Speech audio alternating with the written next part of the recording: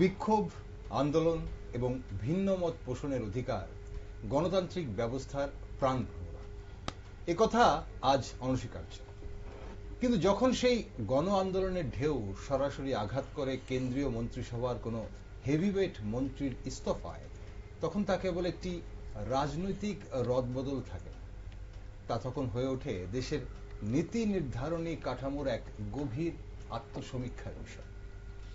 NEET প্রশ্নপত্র ফাঁস কাণ্ড এবং দেশের সামগ্রিক শিক্ষা ব্যবস্থার ভঙ্গুর দশা নিয়ে রাজপথে নেমেছিল দেশের ভবিষ্যৎ প্রজন্ম, ছাত্র সমাজ, যার জেরে শেষ পর্যন্ত পদত্যাগ করতে বাধ্য হলেন শিক্ষামন্ত্রী ধর্মেন্দ্র প্রধান।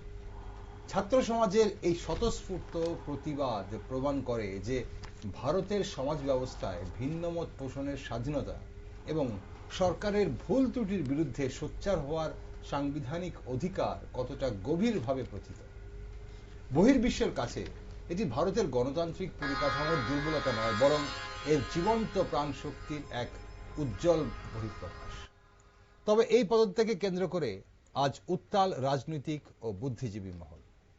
ধর্মেন্দ্র প্রধান নিজে দাবি করছেন কোনো ছাত্রের ভবিষ্যৎ যাতে ক্ষতিগ্রস্ত না হয় এবং দেশ বিরোধী কোনো শক্তি যেন এই পরিস্থিতির ফায়দা লুটতে না পারে, সে কারণেই তার এই সরে দাঁড়ানো। কিন্তু প্রশ্ন উঠছে, সরকারের এই সিদ্ধান্ত কি তবে দীর্ঘদিনের অনমনীয় ভাবমূর্তির পতন এবং প্রবল জনরোষের কাছে এক প্রকার নীতি স্বীকার বা নতি স্বীকার, নাকি এটি সরকারের চরম বাস্তবধর্মী ও সময়োপযোগী পদক্ষেপ, যার মাধ্যমে চলমান অস্থিরতা থামিয়ে কোনো ছাত্রের ভবিষ্যৎ অন্ধকারের দিকে ঠেলে দেওয়া রোধ করা গেল? প্রশ্নপত্র ফাঁসের মতো গুরুতর সমস্যার দায় কি কেবল একজন মন্ত্রীর, নাকি গোটা ব্যবস্থার? পদত্যাগ কি সমস্যার সমাধান, নাকি প্রকৃত সংস্কারের শুরু? নমস্কার, আমি দীপেন আর আপনারা দেখছেন নিউজ ভ্যানগার্ড। ছাত্র আন্দোলনের মুখে শিক্ষামন্ত্রীর ইস্তফাকে দেশের মানুষ কিভাবে দেখছে তা নিয়ে একটি বিশেষ টক শোতে আজ আমার সাথে রয়েছেন বিশিষ্ট আইনজীবী সন্দীপ দত্ত চৌধুরী এবং বিশিষ্ট সাংবাদিক মণিময় রায়। আমাদের সঙ্গে আরো একজন অতিথির জুড়ে যাওয়ার কথা রয়েছে। যদি উনি জুড়ে যান তবে অবশ্যই আপনাদের সঙ্গে পরিচয় করাবো আমি। অনুমতি, আপনার কাছে আসি প্রথমে। আজ ধর্মেন্দ্র প্রধানের পদত্যাগকে আপনি কিভাবে দেখছেন? এটি কি রাজনৈতিক ও নৈতিক জবাবদিহিতার স্বাভাবিক প্রকাশ, নাকি চলমান পরিস্থিতি সামাল দেওয়ার একটি কৌশলগত সিদ্ধান্ত? আপনি কিভাবে দেখছেন? না, কৌশল না, এটা স্বাভাবিক। এটা এতগুলি মানুষ রাস্তায়, স্বাভাবিকভাবেই একজন রাজনীতিবিদ হিসেবে ওনাকে এই সিদ্ধান্ত নিতে হয়েছে। এবং সবচেয়ে বড় কথা যে এখন স্বাভাবিকভাবেই যেটা আসবে সেটা হচ্ছে যে এটা সঠিক সময় নিয়েছেন কিনা। আমার তো মনে হচ্ছে এটা আরও আগে নিলেই ভালো হতো।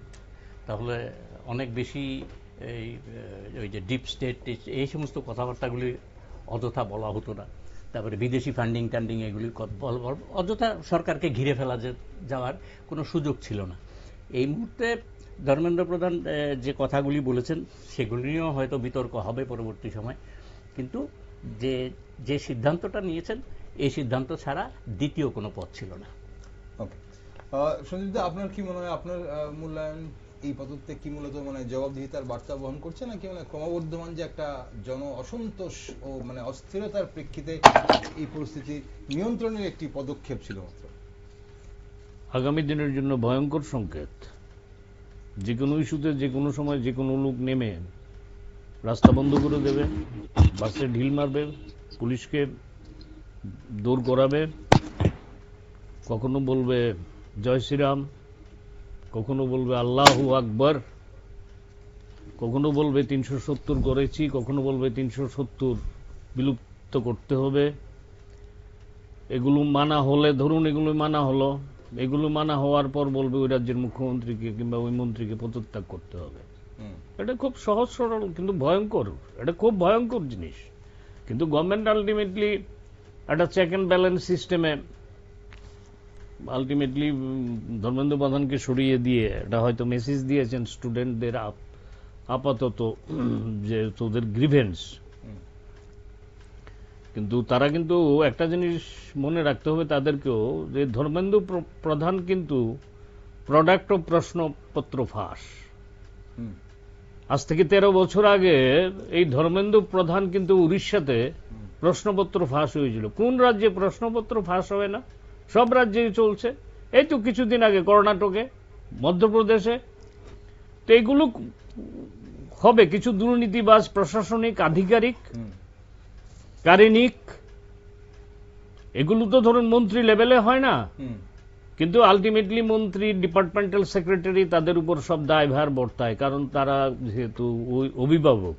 হুম, ওই আধিকারিক যারা থাকেন তারা যুগে যুগে কালে কালে সব জায়গাতে যেমন ভালো কম্পিটেন্ট আধিকারিক থাকেন, চোর ছেচুর আধিকারিকও থাকেন।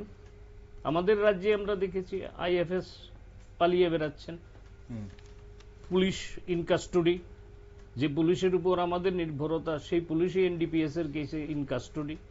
তো এরকম চোর ছেচুর টাইপের কিছু লোক সব প্রফেশনে আছে, আমার প্রফেশনে আছে, আপনার প্রফেশনে আছে। প্রায় সময় দেখি আপনাদের এখানে স্টিকার লাগিয়ে ঘুরে বেড়ায়, সে সাংবাদিকই না। হুম, তো এই ধরনের লোকের জন্য তো হয় কি ইনস্টিটিউশনটা এফেক্টেড হয় এবং ইনস্টিটিউশনটা উত্তরদায়ী হয়ে দাঁড়ায়। কিন্তু আজকে যা ছবি আমরা দেখেছি, আপনি কি অস্বীকার করতে পারেন ওরা কি পুলিশকে দৌড় করেনি? ছাত্রদেরকে যেমন পুলিশ দৌড় করিয়েছে, হুম, পুলিশরাও তো সেম কাণ্ড করেছে। আজকে দেখলাম বিকাশবাবু ময়দানে, কলকাতার বিকাশ ভট্টাচার্য, আর ঘরে বসে থাকা যায় না। উনি সুপ্রিম কোর্টকেও বলছেন যে সুপ্রিম কোর্টের চিফ জাস্টিস বলেছেন সময় নেই। ও মানে তার মানে এই যে ব্যবস্থাপনা, এই ব্যবস্থাপনা সুপ্রিম কোর্টকেও নাকি পারচেজ করে নিয়েছে। আমার রাজ্যের প্রাক্তন এক মুখ্যমন্ত্রী বললেন আমি রাজনীতি করি না, আমারটা ঠিক ছিল না, কিন্তু এখন মনে হলো না আমার দরকার। সরি, ওই অনুষ্ঠানে উনি চলে গেলেন সার্কিট হাউসের এখানটায়। তো এই জিনিসগুলো বেসিক্যালি আমার মনে হয় খুব ভয়ঙ্কর আগামী দিনের জন্য। ওকে, আমি আসবো আপনার কাছে আরো একবার। আপনি বলছেন ভয়ঙ্কর, এবং মনোমোদা আমাদের সঙ্গে বিশিষ্ট সাংবাদিক রয়েছেন, উনি বলেছেন যে যেটা এটা হওয়ারই ছিল, কিন্তু আরো আগে হওয়াটা উচিত ছিল, এখন দেরি হয়ে গেল। ওকে, আমাদের সঙ্গে জুড়ে গেছেন বিশিষ্ট রাজনৈতিক বিশ্লেষক তথা আইনজীবী, পশ্চিমবঙ্গ থেকে সরাসরি জুড়ে গেছেন সৈয়দ চন্দন হোসেন।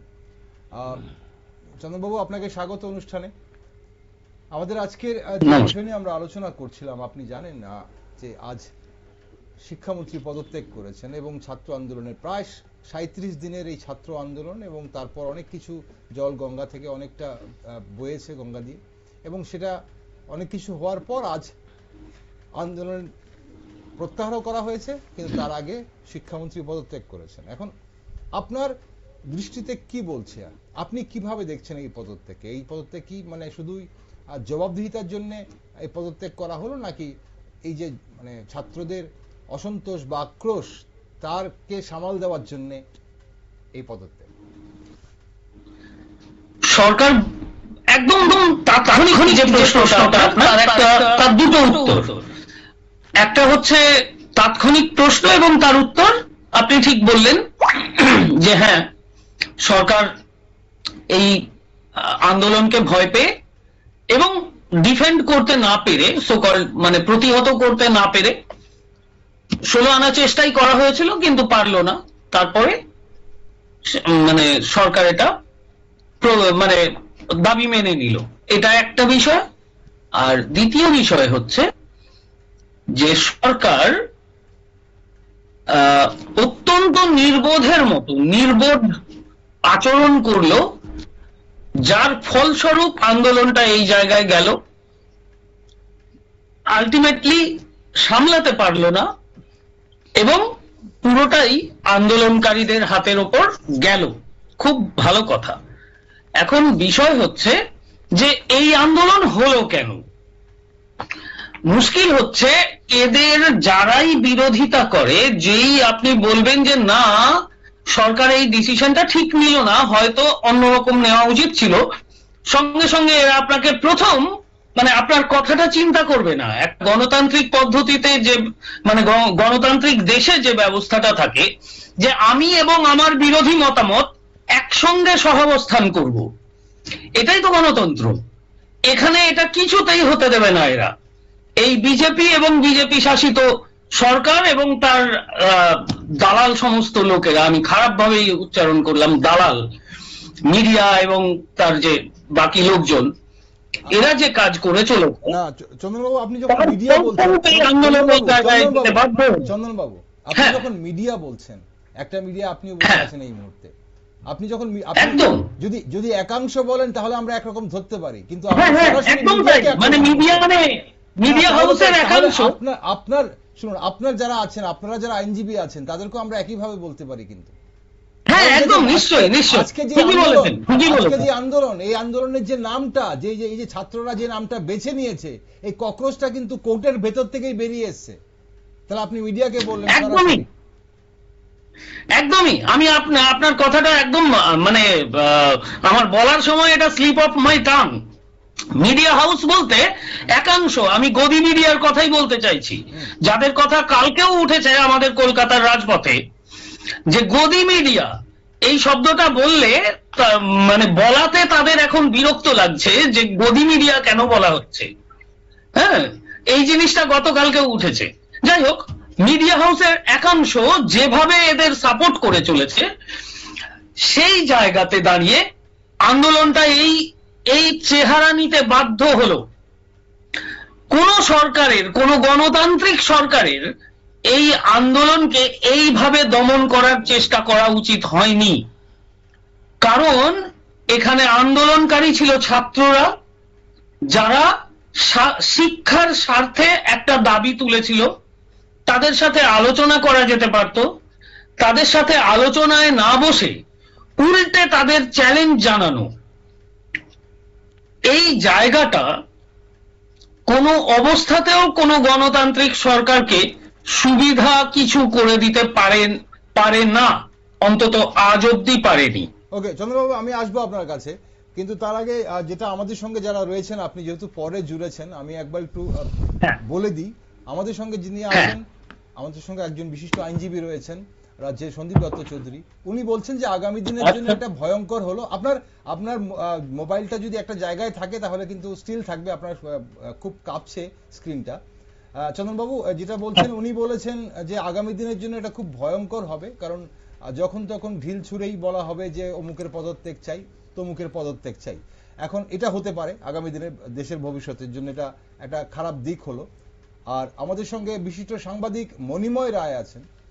উনি বলছিলেন অনেকটা, আপনি যেটা বলছিলেন যে অনেকটা দেরি করে হয়ে গেল, এটা হওয়ারই ছিল, এই পদত্যাগ হওয়ার ছিল, এই আন্দোলনের মুখে এই পদত্যাগ অনেকটা দেরি করে হলো। আমি আপনার কাছে আসবো, তার আগে আমি মণিময়দার কাছে আরেকবার যাব। মণিময়দা, এই বিগত দিনের অনমনীয় ভাবমূর্তি সরকারের হঠাৎ এই ইস্তফাকে যে পথে চালিত করলো, তা কি কেবল মানে জনরোষের মুখ বাঁচাতেই, নাকি মানে আসন্ন একটা রাজনৈতিক সামলানোর একটি কৌশলগত চাল বলে অনেকেই এটা এখন জানতে চাইছেন?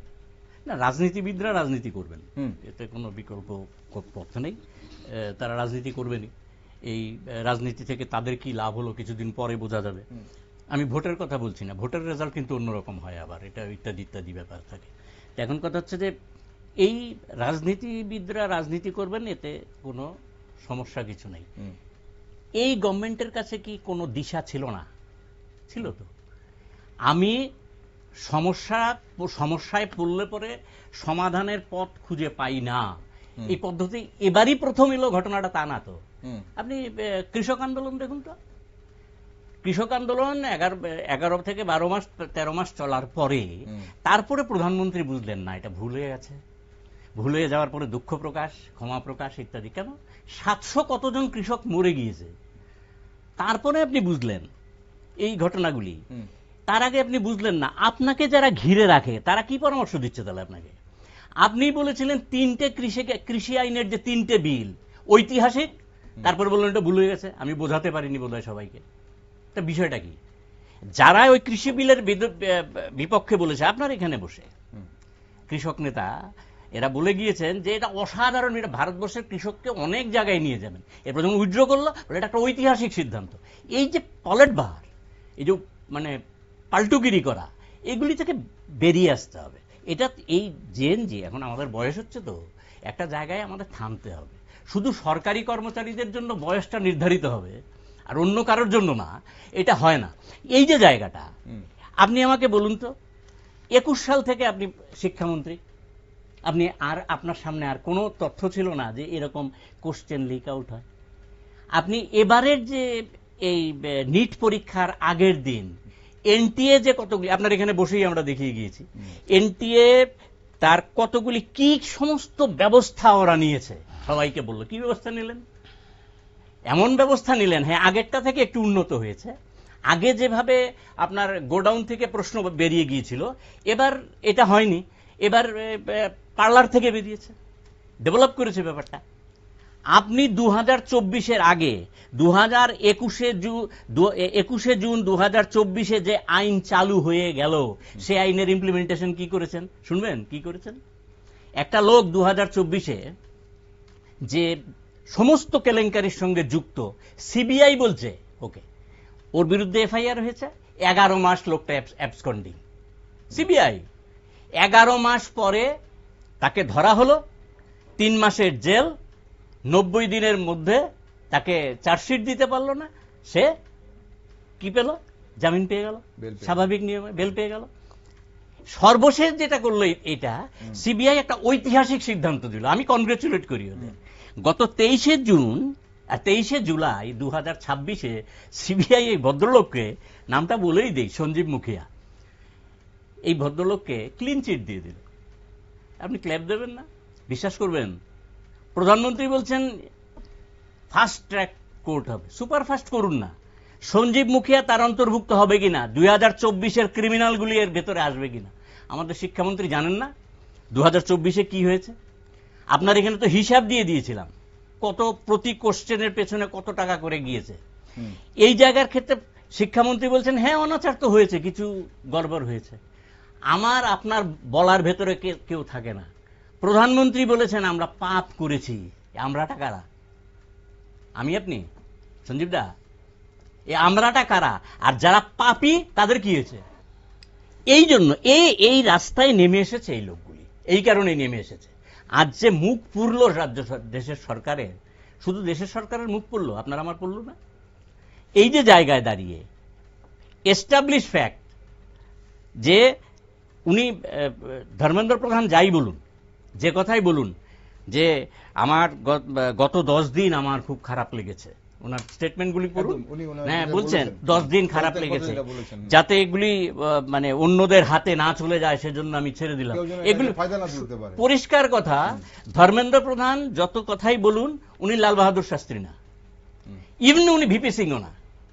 443 বা 426 সিটের নেওয়া যে মন্ত্রিসভা থেকে বৃদ্ধাঙ্গুষ্ঠ দেখিয়ে এই বফর্সের উপর ভিত্তি করে বেরিয়ে চলে গিয়েছিলেন এই ভিপি সিং। আমি এদের ক্লাসেরও ফেলছি না, কিন্তু এই যে ছেলেগুলি এখানে দাঁড়িয়ে লাঠি খেলো, এই লাঠি খাওয়ার পরিপ্রেক্ষিতে তার স্টেটমেন্টে একটা শব্দ আছে যে এটা ঠিক হয়নি বা হয়েছে, এটা দুর্ধর্ষ কাজ করেছে পুলিশ। এই যে জায়গাগুলিতে এই দায়িত্বটা কে নেবে? সঞ্জিতদা, এই যে অনেকেই বলছেন যে একজন মন্ত্রীর যে পদত্যাগ, মানে এটা রাজনৈতিক দায়বদ্ধতার বার্তা চায়, মানে কিন্তু আপনার মতে এই যে প্রশ্নপত্র ফাঁসের মতো যে ঘটনা, এটা কি কেবল একজন মন্ত্রীর দায়, নাকি এটা পুরো শিক্ষা বা প্রশাসনিক ব্যবস্থার কাঠামোগত একটা দুর্বলতার প্রতিফলন? তাহলে সেখানে শুধু প্রথমেই বললাম, স্টার্টিংয়েই বললাম, কিন্তু যে এগুলো এটা মানে আধিকারিক কারিনিক তারা ইনভলভমেন্ট থাকে, হয়তো মন্ত্রীরা নাও থাকতে পারেন, হয়তো আইনগত প্রেসার করার কারণে ত্রিপুরা রাজ্যেরও অনেক দুর্নীতির খবর আমাদের কাছে আছে। একটি কলম দিলে আপনি যে কোনো সিট পাবেন। আমি বলে দিতে পারি কোন প্রেস থেকে কলকাতার ছবি আর প্রশ্নপত্র বেরোতো। এই প্রশ্নপত্র আগরতলা আসতো সিলখামে, সবাই পরীক্ষা দিচ্ছে, বামফ্রন্টের রমরমা আমল। আপনাদের অ্যাকচুয়ালি আজকে বিজেপির কোন নেতাকে ডাকা উচিত ছিল, কারণ আমি তো বিজেপি টিজেপি করি না, না করি সিপিএম, না করি বিজেপি, না করি কংগ্রেস, ওগুলোতে করে সময় পাই না। তো সেই ক্ষেত্রে আপনারা ওদের থেকে ওদের সরকারের ডিফেন্সটা নেওয়া উচিত ছিল।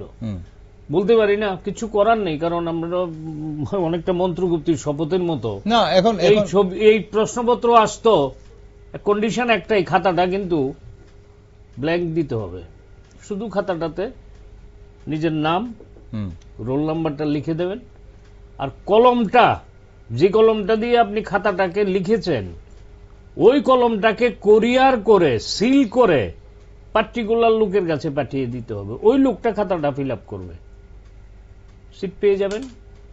যে কোনো জায়গায় বলুন, ডাক্তারি, ইঞ্জিনিয়ারিং সিট পাবেন। আমার ক্লায়েন্ট ছিল, এবং তাদেরকে কেউ ধরতেও মানে যখন রাজ্যে পরীক্ষা হতো, রাজ্য স্তরে যখন নিট পরীক্ষা হতো। তো দুর্নীতি শিক্ষা ব্যবস্থার সঙ্গে না, তখন হতো বলে তার জন্য সেগুলোকে আটকানোর জন্যই তো নিট করা হয়েছে। না, সুতরাং দুর্নীতি তো দুর্নীতি। আপনি করলেন, আপনি করার পর ধরা পড়লেন না, তাহলে তো এই পদত্যাগ করার পরও কিছু হবে না আপনার কথা অনুযায়ী। তাহলে আবার ভারতবর্ষ একই জায়গায় থাকবে, একই জায়গায় থাকবে। ছাত্ররা আন্দোলন করবে, এবার বলবে মুখ্যমন্ত্রী, তারপর বলবে মোদি, তারপর মোদি না হয়ে যদি আরেকজন প্রধানমন্ত্রী হয়, ধরুন সিপিএম এর আমার বিকাশ ভট্টাচার্য মুখ্যমন্ত্রী হলো, বিকাশ ভট্টাচার্যকে মুখ্যমন্ত্রী, সিপিএম এর তো ক্ষয়িষ্ণু শক্তির মতো ওদের থেকে, কিংবা মমতা ব্যানার্জিকে বানিয়ে দিল, এর লেগে কি বলবে মমতা ব্যানার্জির পদত্যাগ চাই? কিচ্ছু হবে না। এই রাজ্যে পশ্চিমবাংলার কথা বলে দিতে পারি, বলা মুশকিল, কারণ ত্রিপুরার সঙ্গে পশ্চিমবাংলার এই ডিলিংগুলোতে, মামলাতে, অনেক মামলাতে, কারণ একবার মক্কেলের হয়ে দাঁড়ানোর পর কোনো ব্যাপারে ওপেনলি আমরা কথা, we are barred, we cannot. সুতরাং দুর্নীতি সর্বত্র থাকে, সর্বত্র হয়। আধিকারিক এবং কারিনিক, আমি বারবার বলি, হ্যাঁ, আধিকারিক এবং কারিনিক হয়তো মন্ত্রীরা জানেন। তৎকালীন যারা আমাদের রাজ্যে শিক্ষামন্ত্রী ছিলেন, আমি অন্তত ব্যক্তিগতভাবে মনে করি এবং বিশ্বাস করি, সৎ, ব্যক্তিগতভাবে বিশ্বাস করি, আমি বাম বিরোধী লোক হয়েও মনে করি যে বাম ফ্রন্টের যারা শিক্ষামন্ত্রী ছিলেন তারা বেশ সৎ ছিলেন। সুতরাং এই দুর্নীতিগুলো করে লোয়ার লেভেল থেকে রেসপন্সিবিলিটি, অ্যাকাউন্টেবিলিটি তো আপনার আসবে। আপনার যদি বখাটে ছেলে হয়, বাবা হিসেবে তো উত্তর দেয় আপনিই হবেন, যদিও আপনার কোনো কর্মকাণ্ড তার মধ্যে নেই, কোনো পার্টিসিপেশন নেই, কিন্তু পিতা হিসেবে তো ইউ আর অ্যাকাউন্টেবল। না, এই যে এখন যেটা বলা হচ্ছে, যেটা হয়েছে নিট কেলেঙ্কারি বা নিটের প্রশ্নপত্র ফাঁস, এর জন্য যে জিনিসটা আগে করা যেত, যেটা মনুমেদা বলছেন কি আগে করবেন, আলোচনায় বসা যেত, তার জন্য আপনাকে বললাম আমি বিজেপির হয়ে বলবো না, আমি গভর্নমেন্ট অফ ইন্ডিয়া।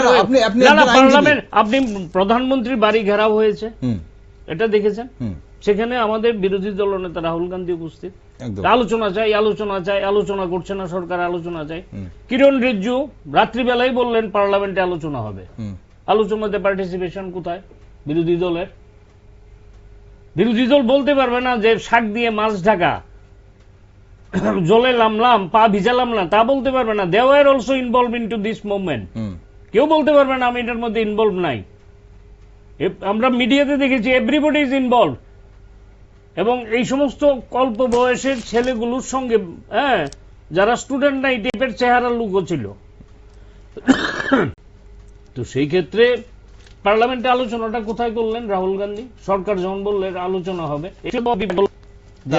সেটাই এখন সেটা হচ্ছে যে যেটা এই যে পদত্যাগটা করা হলো, পদত্যাগ তো মন্ত্রী হলো, কিংবা ওখান থেকে যে একটা প্রিন্ট রেখে দেওয়া, ওখান থেকে একটা প্রিন্টকে জেরক্স করে আটকানো সম্ভব না। তাহলে বারে বারে কি এরকম এই ধরনের মন্ত্রীরাই শুধু পদত্যাগ? লাল বাহাদুর শাস্ত্রী থেকে আপনি মাধবরাও সিন্ধিয়া, ট্রেন অ্যাক্সিডেন্ট, তারাই পদত্যাগ করেন, কিছু করার নেই। যদিও বামপন্থী জ্যোতিবাবু, তারা বিজন সেত্রী হোক, মরিচ ঝাঁপি হোক, তারা রিজাইন করেন না, কিন্তু আধুনিক তত্ত্বে সন্দীপদা বলবো এরা ছিল বোকা। হ্যাঁ, তারা রেজিগনেশন দেয় না, তারা রেজিগনেশন দেয় না। এটা মরিচ ঝাঁপি হোক, বিজন সেতুতে আনন্দমার্গ ইউই হোক, সাইবারি হোক, ওদের কোনো ব্যাপার, বেঙ্গল ল্যাম্প হোক, ওরা পদত্যাগ লাগে না, কিন্তু অন্যের পদত্যাগ দাবি করবেন তারা। ওকে, আমরা সেটা রাজনৈতিক বিষয়টা, রাজনীতিবিদরা কি বলছে সেটা নিয়ে আমরা অবশ্যই আলোচনা চাইবো। না, আপনি বলুন রাহুল গান্ধী ডেপুটেশনে যায়নি, can you deny Rahul Gandhi জান না? রাহুল গান্ধীর আগে ছাত্রদের সঙ্গে যেটা হয়েছে, রাহুল গান্ধী যখন গেছে 20 তারিখের পর গেছে, এখন ছাত্রদের সঙ্গে যেটা হয়েছে বা যেভাবে রাষ্ট্র যেভাবে ডিল করেছে ছাত্রদের সঙ্গে, সেটাকে কি অন্যভাবে করে এই পদত্যাগকে কি বাঁচানো যেত? তবে ইনিশিয়ালি তাদের সঙ্গে আলোচনা করা দরকার ছিল, একদম। এটা ঘটনা ঠিক। যতই হোক তাদের মধ্যে তো অনেকগুলো আছে সত্যিকার অর্থেই ছাত্র, হ্যাঁ, তারা তো সন্তান তুল্য, আর সরকার তো মাই বাপ সবার, একদম, তাই না? তো প্রথমেই তাদের প্রতিনিধিদেরকে ডেকে যে হোয়াট ডু ইউ ওয়ান্ট, সরকারও বাড়তে দিয়েছে। চন্দনবাবু রয়েছেন আমাদের সঙ্গে। চন্দনবাবু, আগে আলোচনা করা যেত, আপনার কি মতামত এই জায়গাটাতে? প্রশ্নপত্র ফাঁসের মতো ঘটনায় দায় কি কেবল একজন মন্ত্রীর মধ্যে সীমাবদ্ধ? না, এটা শুধু শুরু হলো। এখন ব্যাপারটা হচ্ছে যে এই যে একটা কথা আমার কানে এলো, সরকার হলো মাই বাপ, এই জায়গাটা একটু পরিষ্কার হওয়া দরকার। সরকার কারো মাই বাপ নয়। মাই বাপ যদি হয় তাহলে আমাদের দেশের সংবিধান। আর বাকি যারা মাই বাপ সাজার চেষ্টা করছে তাদের প্রত্যেকের বিরুদ্ধে ছাত্র হয়েছে, কৃষক হয়েছে, হ্যাঁ, এরপরে দেখবেন যুবরা আসবে, রাস্তায় নামবে, আগুন জ্বালাবে, এইভাবেই চলবে। হ্যাঁ, যদি সরকার মাই বাপ হতে যায়, বিরোধিতা থাকতে দিতে হবে, বিরোধীদের কথা শুনতে হবে, হবেই হবে। আমার সংবিধান, আমার দেশের সংবিধান আমাকে অধিকার দিয়েছে, মাই বাপ হওয়ার অধিকার কাউকে দেয়নি। এই জায়গাটাই বুঝতে হবে। আর সরকার যদি আলোচনায় চলে আসতো তাহলে গণতান্ত্রিক পদ্ধতিতেই এটার একটা সলিউশন হতো। হ্যাঁ, হয়তোবা সেখানে গিয়ে এরকম দাবি তো থাকতেই পারতো, সেটা অন্যভাবে দেখা যেত। না, এখন যেটা হয়েছে এটা কি গণতান্ত্রিক নয়? সমালোচনা এখন যেটা হয়েছে সেটা কি গণতান্ত্রিক নয়? মানে যেটা একটা গণতন্ত্রের স্বাক্ষর রেখে গেল না, দাবি করা হয়েছে এবং সেই দাবি মানা হয়েছে একজন কেন্দ্রীয় মন্ত্রীর বিষয়ই নয়। যেটা হয়েছে সম্পূর্ণ গণতান্ত্রিক পদ্ধতিতে এবং যথেষ্ট মানে কষ্টসাধ্য বিষয় হয়েছে, যেটা আরো অনেক অল্প আয়াতে অনেক সুষ্ঠুভাবে হতে পারত। এই শব্দটা বলা দরকার যে অনেক সুষ্ঠুভাবে হতে পারত, স্বাভাবিকভাবে হতে পারত, আলোচনার টেবিলে হতে পারত। সেখানে একটি ছেলের চোখ নষ্ট হলো, কয়েকজনের সারা গায়ে প্যালেট লাগলো, হ্যাঁ, কারো গায়ে ইলেকট্রিক শক দেওয়া হলো, হ্যাঁ, মারপিট করা হলো, মেরে হাড় ভেঙে দেওয়া হলো, পিঠ ভেঙে দেওয়া হলো। তারা কারা? আমার আপনার বাড়ির ছেলে মেয়েরা। তাদের দুর্দশার সীমা পরিসীমা রইল না। এইটা হতো না বলছি, গণতান্ত্রিক নয়। সবই গণতান্ত্রিক। গণতন্ত্রের তো বিভিন্ন যুগে যুগে বিভিন্ন রকম ব্যাখ্যা হয়েছে না। প্রাচীন যুগে, আদিম যুগে, মাৎসন্যায়ের যুগে একরকম গণতন্ত্র ছিল, আজকের দিনে আরেক রকমের গণতন্ত্র আছে। আবার পরবর্তী দিনে যখন সোশ্যালিজম এস্টাবলিশড হবে তখন আরেক রকমের গণতন্ত্র হবে, না? তাই না? চন্দ্রবাবু, বিরোধী দলগুলো এই ঘটনাকে সরকারের ব্যর্থতা হিসেবে তুলে ধরছে এবং অনেকেই এটাকে তাদের রাজনৈতিক জয় বলেও কিন্তু মানে প্রচার করছেন। শুরু হয়ে গেছে, আমরা দুপুর থেকে দেখছি। এখন গণতন্ত্র এখন যে সরকারটি চলছে সেটি সরকার বলা উচিত নয়। ওয়েস্ট বেঙ্গলে যেমন একটা ক্লাব ঘর চলছিল, ওখানে একটু বড় সড়ো ক্লাব ঘর চলছে যারা মানি লন্ডারিং এর কাজে ব্যস্ত আছে। কখনো চীনকে কয়েক হাজার কিলোমিটার জমি ছেড়ে দিয়ে, কয়েকশো কিলোমিটার জমি ছেড়ে দিয়ে টাকা নিয়ে নিচ্ছে। কখনো গিয়ে মানে এগুলো সব পাওয়া যাচ্ছে আর কি, বিভিন্ন সময় বিভিন্ন প্রমাণিত কথা নাকি মানে এগুলো অভিযোগ সুর, প্রোপাগান্ডা, পার্সিয়ালি ইনফরমেশন পাওয়া যাচ্ছে, প্রমাণ করা যাচ্ছে না কারণ সরকার সেখানে ইনফরমেশন সাপ্লাই করছে না। তারপরে মেহুল চোকসি বেরিয়ে চলে যাচ্ছে, ব্যাংক থেকে টাকা লুট করে বেরিয়ে চলে যাচ্ছে, কবে কোন মন্ত্রীও চলে যাবে। এরপর তো দেখা যাবে যে আমাদের মানে দেশে আর কেউ নেই, যারা সরকার পক্ষের লোক তারা তো সবাই কোথাও কোথাও চলে যাবে, কারণ টাকা পয়সা এইভাবে নিটের কোশ্চেন, কি বলে জেই মেন এর কোশ্চেন, এগুলো নিয়ে চুরি চামারি করে যা টাকা পাওয়া যাবে নিয়ে দেশের বাইরে চলে যাবে, গিয়ে কোথাও একটা গিয়ে থাকবে। বিভিন্ন দেশে বিভিন্ন বন্ধু তৈরি করে রেখেছেন আমাদের প্রধানমন্ত্রী, সেই সব জায়গায় গিয়ে উনি শেল্টার নিয়ে নেবেন। যেমন উনি বাংলাদেশের প্রধানমন্ত্রী মানে আউটস্টেট প্রধানমন্ত্রীকে শেল্টার দিয়েছিলেন। এই সব হচ্ছে এনাদের তো র্যাকেট। এটাকে তো সরকার বলা যায় না। সরকার কাকে বলে? যেখানে জনগণের ইনভলভমেন্ট থাকে, যেখানে জনগণ সরকারকে নির্বাচন করার জন্য একটা মানে ভূমিকা গ্রহণ করে। এখানে তো জনগণকে ভূমিকা গ্রহণ করতেই দেওয়া হলো না। সরকার তৈরি হয়ে গেল, 5 রাউন্ড গণনার পরে এমনি ডিক্লেয়ার হয়ে গেল সরকার কার। তাহলে মানে জনগণের ভোট তো গণনা হলোই না। অ্যাকাউন্টেবিলিটি কার ছিল? সরকারেরই, মানে সরকার নয়, দেশের একটি সাংবিধানিক মানে উইং এর একটি শাখার, তারা পারলো না করতে। ওকে, আমি আসবো আপনার কাছে চন্দ্রবাবু, আমরা আসবো। আমরা আজকে পদত্যাগ ইস্যুটাতে থাকি, পদত্যাগ এবং ইস্যুটা বেড়ে যাচ্ছে। আমরা অন্য কিছুতে চলে যাচ্ছি, আমরা আসছি আপনার কাছে। দেখুন, এটা তো হতোই, এটা হতেই হতো, এটা নিয়ে কথা না। কত সহজভাবে হতো, মানে কি জানেন তো, ঘুরিয়ে না দেখালে সমাধান হলো কি? মানে ভারতবর্ষের সংবিধান, আপনি বলছিলেন যে মাই বাপ সংবিধান, তাহলে ভারতবর্ষের সংবিধান এটাকে পারমিশন দিচ্ছে, কিন্তু এটাই কি হবুতব্য ছিল? এটাই হওয়াটাই কি কাম্য ছিল? এটাই বলছিলাম যে এটা নাও হতে পারতো। এখন মুশকিল, কি করলে কি হতো বলা যায় না। তবে বিজেপির মতো সরকার থাকলে এরকমই হবে। মানুষকে এটা বুঝতে হবে যে আমরা ছাত্রদের ওপর লাঠিচার্জ করছি। মানে আমাদের দেশের সরকার ছাত্রদের ওপর লাঠিচার্জ করছে, এই জায়গাটাকে মাথায় রাখতে হবে।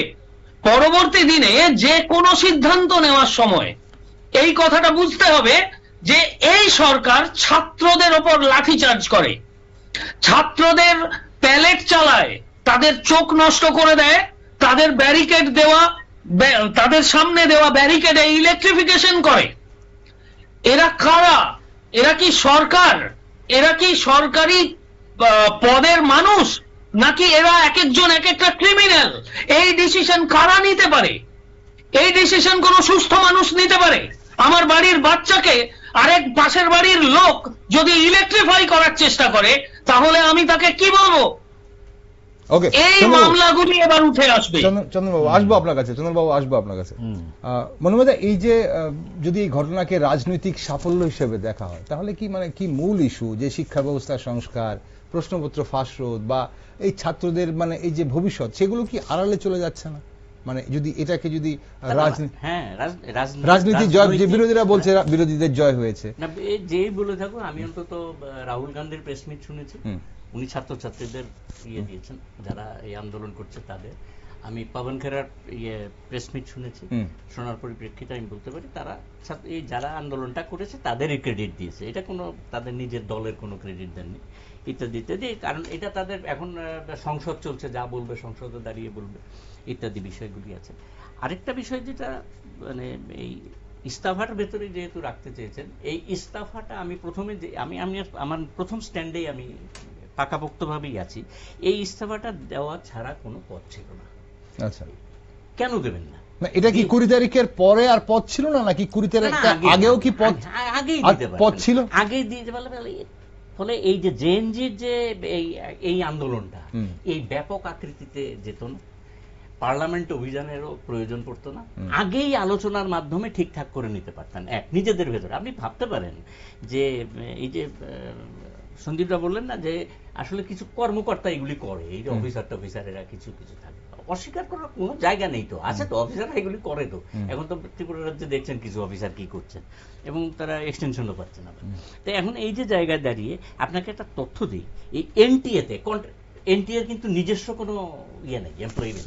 আমি তথ্যও দিয়েছিলাম এর আগে একটা সভায়। এনটিএতে কন্ট্রাকচুয়াল সার্ভিসে যারা আছে, গত 22 তারিখ এদের সবাইকে ছাঁটাই করে দেওয়া হয়েছে। আচ্ছা, কাকে বাঁচানোর জন্য? কেন কেন ছাঁটাইটা করা হলো? তারা এইগুলির সঙ্গে যুক্ত দলে নাকি? কেন, ব্যাখ্যাটা কি? এদের ছাঁটাই করে দেওয়া হয়েছে। কন্ট্রাকচুয়াল সার্ভিস ছাঁটাই করতে কোনো অসুবিধা নেই, আইনগত কোনো সমস্যাও হবে না, ছাঁটাই করে না। যদি প্রয়োজন হয় এনাদের কি আইনের আওতায় আনা যাবে না? চাকরি নেই বলে বা কাজ নেই বলে তাদের তো আইনের আওতায় তো আনা উচিত। আপনি এবং এখন যে মানে যদি কাউকে বাঁচানোর জন্য ওদেরকে ছাঁটাই করা হয়, এখন আইনত যদি তাদেরকে যে আইনটা করা হয়েছে যে public examination prevention of unfair means bill 24 এ মন্ত্রী মহোদয় নিজে আটকে যাবেন। মন্ত্রী মহোদয় পদত্যাগ করলে চলে গেলেন, তো ল্যাজখানা আজকে সন্দীপ দেওরা টেনে আনবেন, পদত্যাগ করে আরো ফ্রি হয়ে গেলেন। তো এখন মন্ত্রীর কাছে এখন আর তো যদি রাজ্যের মুখ্যমন্ত্রী হন, উনি রাজ্যপালের পারমিশন লাগবে, রাজ্যপাল আমার দলের হলে দেব না, বিপক্ষ দল হলে দেব, এখন প্রশ্ন নেই, এখন তো আপনি বেরিয়ে গেলেন। আপনি তো একজন আমজনতা, শুধুমাত্র একজন এমপি, সুতরাং কারোর পারমিশন লাগবে না, শুধুমাত্র লোকসভার অধ্যক্ষকে জানিয়ে দিতে হবে ওনাকে আমরা ডাকছি, এই সমস্ত ব্যাপারে। লাস্টটা কিন্তু আটকে গেল। এই যে জায়গাগুলি, এই যে প্রিভেনশন একটা, এটা রাষ্ট্রপতির ইয়ের কাছ থেকে অনুমোদন প্রাপ্ত, এরপরে এটাকে ব্যবহার করা হলো না। আমি একজনের নাম বললাম, আরো একাধিক আছে।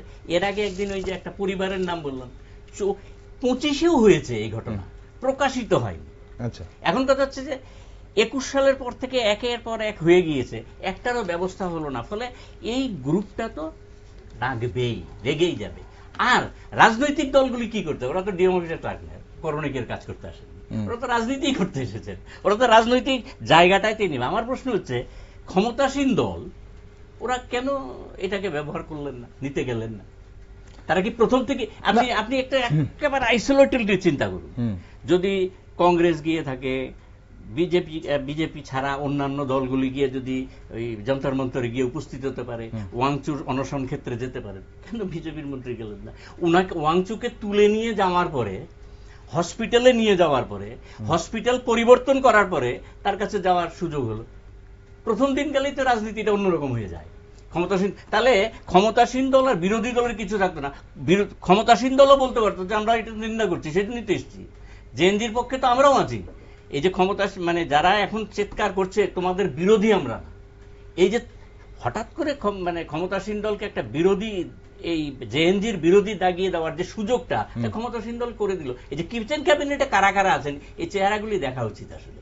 ওনাকে কে বলছেন? ঠিক, সঞ্জিতা, এখানে আপনি, আপনার কি মনে হয় এই যেটা আগে করা যেত, আপনিও বলেছেন যে এটাকে আগে আলোচনায় বসা যেত, কিন্তু এই যে ছাত্র আন্দোলনের সময় যে আন্দোলনকারীদের যে একাংশকে যে এই যে দেশ বিরোধী বলে চিহ্নিত করার যে অভিযোগ বা পাল্টা অভিযোগ, বা এই যে বিদেশি ফান্ডিং করা হচ্ছে, এই যে বয়ানগুলো, মানে এই বয়ানগুলো কি আপনার মনে হয় যে সংলাপের যে পরিবেশটা তাকে একটা প্রভাবিত করেছে শুরুতেই?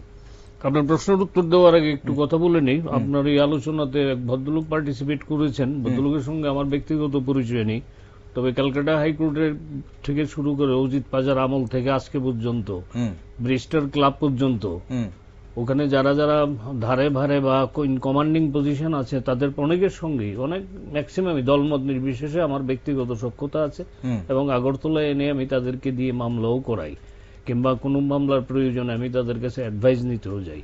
আমি দীর্ঘদিন ঘোরার পরে ভদ্রলোকের চেহারা আমি টিভিতে দেখলাম, I have not seen him, হয়তোবা আমার ওই সময়টা মিলেনি ওনার সঙ্গে, দ্যাট মেবি। আমি যে কথাটা বলতে চেয়েছি, উনি প্রথম স্টার্টিং এ এটা শুরু করেছিলেন দালাল টালাল এই সমস্ত শব্দ দিয়ে, আপনি সঙ্গে সঙ্গে এটাকে প্রতিবাদ করেছেন।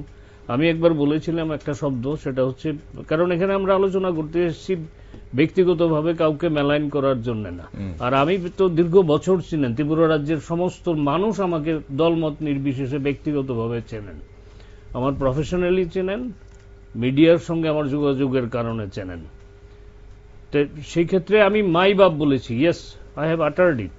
আমি মাই বাপ বলার আমার মানেটা হচ্ছে, মাই মানে I try to interpret that one, যে মা, বাপ মানে বাবা। That was my interpretation, because our state is a welfare state. Welfare state মানে কি?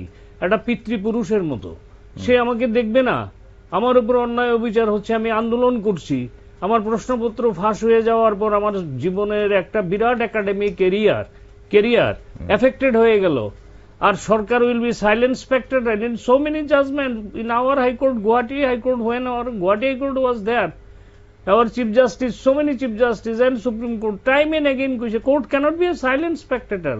Government cannot be a silent spectator. কখন ফাউল হবে, কখন পেনাল্টি বক্সের ভেতর গিয়ে ঢুকবে, তারপর রেফারি বাঁশি ফু দেবে, it cannot be the role of the referee. তো ওটা দেখলে পারতো, তো সেই ক্ষেত্রে হয়তো বা সিচুয়েশনটা এমন হতো না। আপনি যে প্রশ্নটা করেছেন তার উত্তরে চলে আসি, because I never go back from the agenda. সেটা হচ্ছে যে এই সমস্ত যে অপ্রাসঙ্গিক কথাগুলি বলা হচ্ছে, ফান্ডিং, এগুলো তো সিচুয়েশনকে আরো অ্যাগ্রাভেট করে দেয়। আর শালীনতার একটা পরিভাষা থাকা উচিত সর্বত্রই, সবার ক্ষেত্রেই। হ্যাঁ, যে ফান্ডিং, যদি এরকম মানি লন্ডারিং থাকে, যদি ফান্ডিং থাকে, why not you have lost the specific case against them, specific FIR? Why you have not booked few persons এটা দেখার দপ্তরও তো আছে। বা দেশের মানুষের কাছে দেখিয়ে দিন না। আমি তো আপনাকে তার জন্যই বললাম, আজকের আলোচনাতে আপনারা আমাকে এনেছেন ঠিকই, আপনারা সব আলোচনাতে আমাকে আনেন, মনে করেন আমি হলুদ ছবি, আপনারা বিজেপির সত্যিকার অর্থেই আমাকে সব স্টুডিও মনে করেন আমি সব সাবজেক্ট পারি। সন্দীপ দা, এখানে বিষয়টা বিজেপিকে আজকে রাখতে দেশের আসলে একজন নাগরিক হিসেবে it is their case to defend. না, ডিফেন্ড করার জন্য কাউকে ডিফেন্ড করার জন্য করছি না। আপনাকে আমরা আমন্ত্রণ জানাইনি। সন্দীপ দা, আপনি এনসাইক্লোপিডিয়া, আপনি ত্রিপুরা রাজ্যের বলুন বা ভারতবর্ষের রাজনীতির অনেক জিনিস, অনেক প্রেক্ষাপট আপনার মুখস্থ রয়েছে, আপনি একদম মানে জলের মতো বলতে পারেন। চন্দনদা আমাদের সঙ্গে রয়েছে, অবশ্যই চন্দনদা দেখছে। এখন ঘটনা হচ্ছে যে আপনি যে বিষয়টাকে আপনার থেকে যেটা জানতে চাইছি আমরা, সেটা হচ্ছে যে একজন আইনজীবী হিসেবে, একজন বুদ্ধিজীবী হিসেবে, একজন জনগণ হিসেবে, আমি তো প্রথমেই আপনাকে বলেছি একজন নাগরিক হিসেবে it is not at all desirable, এটা নট এট অল ডিজায়ারেবল। এখানে বিজেপি, কংগ্রেস, সিপিএম ভোটের রাজনীতি, 5 রাউন্ড ভোট গণার পরেই ভোট ঠিক হয়ে গেল। আরে 5 রাউন্ড ভোট গণার আগেই তো বুদ্ধদেব ভট্টাচার্য 2011 সালে পদত্যাগ করেছিলেন। এটাও তো একটা নৈতিকতার বিরাট উদাহরণ। এখনো মানুষ দেখায় যখন মমতা ব্যানার্জি পদত্যাগ করে না, তাই না? তো সুতরাং ভোট গণার কত হলো, কে জিতলো সেটা বড় কথা না, নৈতিকতা হচ্ছে যার যার নিজের ব্যাপার। ওকে, আমার সরকারের উচিত ছিল আরো ফেয়ারলি গেম খেলা। ঠিক এই যে ছাত্রদের দেশ বিরোধী বা ফান্ডিং এর বিষয়গুলো, এগুলোতে মনে মধ্যে আপনার কি মনে হয়, এটা কি মানে প্রথম থেকে আপনি যেটা বলছিলেন যে শুরুতেই আলোচনা করা যেত, সেটা কি প্রভাবিত করেছে, সংলাপের পরিবেশটাকে প্রভাবিত করেছে? মানে সঞ্জীবটার সঙ্গে 100% একমত যে এইগুলির জায়গা না এটা, মানে বিদেশি টাকা আসা। এরপর আপনি ধরুন, আমি বললাম যে এরা বিদেশি চীনের সঙ্গে কথা বলছে, পাকিস্তানিদের সঙ্গে কথা বলছে, তারপরে যদি দেখি ক্ষমতাসীন দলের একজন মানুষ গিয়ে শ্রীলঙ্কায় বসে পাকিস্তানের আইএসআই এর এজেন্টের সঙ্গে কথা বলছে, তো আমার কেমন লাগবে কথাটা? আমি যে বললাম, আমি আর সন্দীপ দা যে প্রতিবাদ করলাম, আরে এটা কি, আমরা যেটার প্রতিবাদ করি আবার আমাদের সামনে দিকে আমাদের বৃদ্ধানুষ্ঠ এগুলো খারাপ লাগে। খারাপ লাগে এই জায়গায় জানেন, আরো কিছু খারাপ লাগে জানেন তো, এই যে বিষয়গুলি, এই যে যারা সোশ্যাল মিডিয়া টেডিয়া করে, এখন তো সমস্ত রাজনৈতিক দলগুলির, সঞ্জীব দা একমত হবে কিনা জানি না, রাজনৈতিক দলগুলি এই যে সোশ্যাল মিডিয়া টেডিয়া করে, এদের মানটা কোন জায়গায় গিয়ে দাঁড়ালো?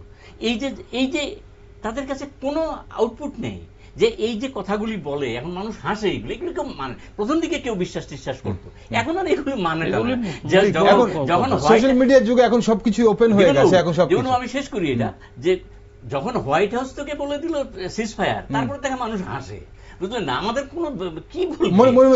একটা শেষ প্রশ্ন আপনার কাছে, আমি আর ফিরে আসবো না আপনার কাছে। আজ ছাত্র আন্দোলন এবং তাদের যে প্রধান দাবি মেনে পদত্যাগ করলেন শিক্ষামন্ত্রী। আজ এটাই হচ্ছে সবচেয়ে বড় হেডলাইন, এবং শুধু আমাদের দেশে নয়, আমাদের কোনো রাজ্যে নয়, গোটা পৃথিবী জুড়ে আন্তর্জাতিক স্তরে এটা একটা বিরাট বড় নিউজ। এখন বিশ্ব দরবারে ভারতের গণতন্ত্র নিয়ে কি বার্তা গেল বলে মনে করেন? না, আমি এই পদত্যাগের পরে, না, এই পদত্যাগের পরে ভারতবর্ষের গণতন্ত্র তা নিয়ে প্রশ্ন পরবর্তী সময় যখন উঠবে তখন আলোচনা করা যাবে, কিন্তু আজকের দিনে দাঁড়িয়ে ভারতবর্ষের গণতন্ত্র এখনো যে বিষয় ভারতের সংবিধানের উপর ভিত্তি করে যেভাবে টিকে আছে, এটা একটা নিদর্শন। এই নিদর্শন যেভাবেই হোক, মানুষ, ছাত্রছাত্রীরা বসেছে 1 মাসের ওপরে 34-35 দিন আপনি হিসেব দিলেন, 34-35 দিন ধরে একটা জায়গায় দাঁড়িয়ে আছে, তারা পুলিশের লাঠি খেয়েছে, প্যালেট খেয়েছে, সবকিছু খাওয়ার পরেও এই গণতন্ত্রটাকে রক্ষা করার জন্য যে পদ্ধতিটা তারা নিয়েছে, তারা কিন্তু পাল্টা সেটা ঘটেনি। এই যে জায়গাটায় ঘটনাটায় দাঁড়িয়ে তারা অনশন করেছে, এগুলি তো আমাদের স্বাধীনতা আন্দোলন থেকেই পাওয়া, এটাকে ধরে রেখেছে। এটাকে যথেষ্ট সম্মান দেখিয়ে যিনি পদত্যাগ করেছেন তাকে নিশ্চিতভাবেই প্রশংসা করতে হবে, যে তিনি দেরি করে হলেও এই ঘটনাটাকে তিনি এস্টাবলিশ করেছেন। না, ভারতবর্ষের এই সংবিধান, এই গণতন্ত্রই হচ্ছে শেষ কথাটা বলবে। ওকে, চন্দনবাবু, আপনি আপনাদের সঙ্গে আছেন, শেষ প্রশ্ন আপনার কাছে। আন্তর্জাতিক মহলে এটি ভারতের গণতন্ত্র সম্পর্কে কি বার্তা দিল? সময় ফুরিয়ে গেছে অনুষ্ঠানে। হ্যাঁ, বল। হ্যাঁ, খুবই অল্প সময় আমি একটু এটা বলতে চাই। আমি কাউকে ব্যক্তিগতভাবে আক্রমণ করিনি, কিন্তু আমি বক্তব্যকে আক্রমণ করেছি, ব্যক্তিকে নয়, প্রথম কথা। দ্বিতীয়ত হচ্ছে যে 2011 সালে যখন সরকার পাল্টে যায়, তারপর থেকেই বিভিন্ন রকম মামলা মোকদ্দমা, মানে রাজনৈতিক মামলা মোকদ্দমা গুলোর সাথে আমার মানে সংযুক্তিকরণ। উনি হয়তো জানেন না, উনি আমার চেয়ে বয়সে অনেক বড়, উনি আমার সিনিয়রের নাম নিচ্ছেন, মানে প্রফেশনাল সিনিয়র যিনি, তার নাম নিয়ে কথা বলছেন, তো খুব খুব স্বাভাবিক, মানে আমি তো ওনাকে ইয়ে করতে পারি না। আর ওকে, যেটা আপনাদের জানতে রাজ্যেও চাইছিলাম যে অনেক আন্তর্জাতিক মহলে মানুষ আছেন- ভারতবর্ষের এই গণতন্ত্রের কি বার্তা গেল আজকের এই পদত্যাগের পর? না না, সবচেয়ে বড় কথা এটাই যে সরকারকে মানবো, 100 বার মানবো। সরকার তৈরি করব যখন আমরা, তখন সেই সরকারকে আমরা মানবো। কিন্তু সরকার যখন ভুল করবে, তার বিরোধিতা করার অধিকারও আমার আছে। বারবার এটা বিভিন্ন হাইকোর্ট থেকে বেরিয়ে আসা শুরু হয়েছে, এতদিন হয়নি, যে সরকার কখনো জনগণকে দাসে পরিণত করতে পারে না। এই জায়গাটাতে আসার জন্যই আমি বলেছিলাম একমাত্র সংবিধানই মাইবাপ, আর কাউকে মানবো না, মানবো শুধু আমার দেশের সংবিধান। ওকে, অসংখ্য ধন্যবাদ এই কথাটাই চন্দনদা বলছি। আজকে সঙ্গে থাকার জন্য। অসংখ্য ধন্যবাদ। ছাত্ররাও তাই মেনেছে, একদম একদম ছাত্ররাও তাই মেনেছে, তাই সরকার নতি স্বীকার করতে বাধ্য হয়েছে।